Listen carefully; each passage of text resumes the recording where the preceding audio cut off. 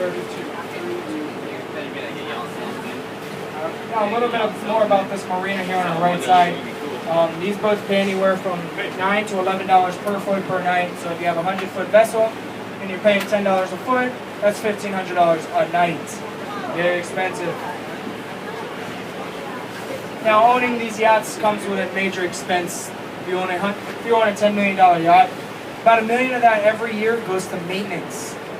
These yachts don't clean themselves. You got to pay a full crew, keep these motors running, keep these yachts to look as beautiful as they look all the time.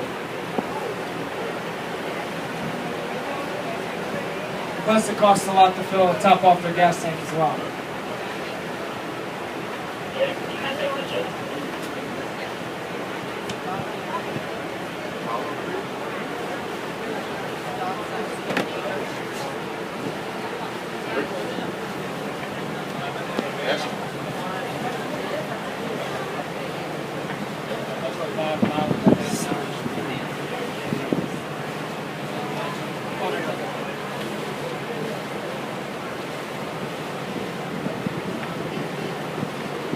Anybody want to charter one of these things out? Look on the right side here, this Armula and Son.